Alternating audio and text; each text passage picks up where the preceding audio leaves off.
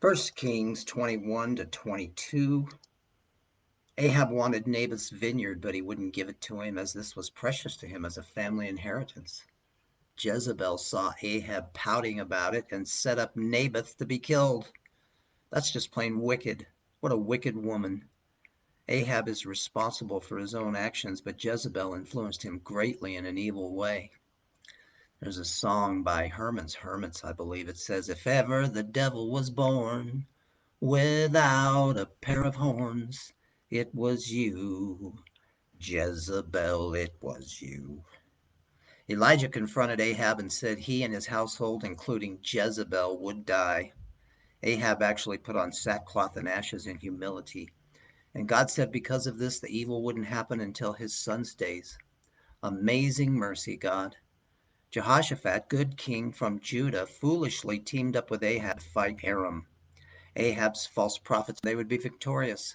Jehoshaphat wanted to hear from a true prophet of God, and Micah, sure enough, said Ahab would die and Israel would be defeated, which did happen. Dogs licked Ahab's blood from his chariot in the same place Naboth had been killed. Direct fulfillment of Elijah's prophecy to Ahab. Nobody gets away with sin.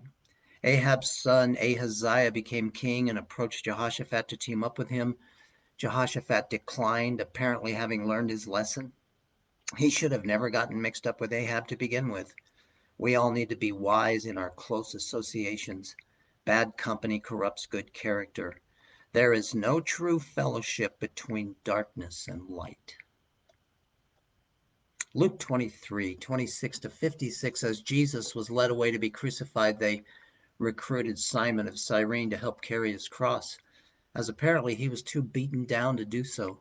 Women were mourning and lamenting him, and he said they should weep for themselves, not him, quoting Hosea 10:8 that says, "Then they will say to the mountains, cover us, and to the hills, fall on us," referring to Israel being taken into exile by Assyria, a reminder of God's judgment for rejecting him. We see a similar quote in Revelation 6:16. And they said to the mountains and to the rocks, fall on us and hide us from the presence of him who sits on the throne and from the wrath of the Lamb, as those in the tribulation experience the wrath of God in the sixth seal.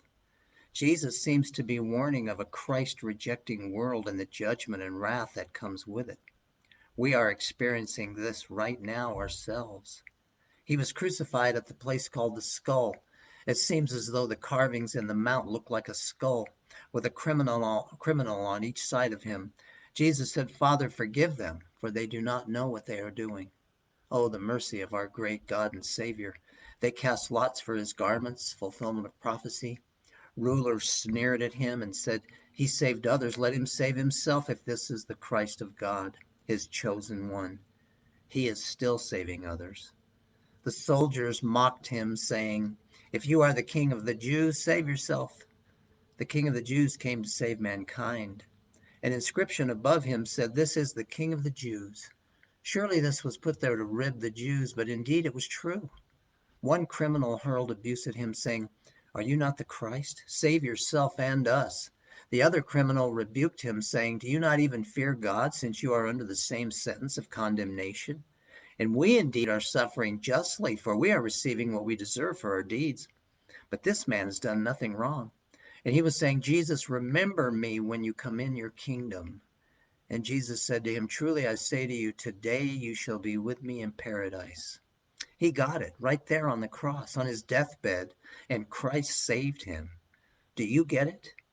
Darkness fell in the land. The veil was torn in two, opening up the way for us to come into God's presence through Christ's sacrifice. Jesus breathed his last and said, Father, into your hands I commit my spirit. A centurion spoke, certainly this man was innocent. Some in the crowd seemed to gloat, while others mourned. Joseph of Arimathea asked for Jesus' body and laid him in his tomb. Oh, what a dramatic scene. And note the different responses and reactions to it all. What is yours?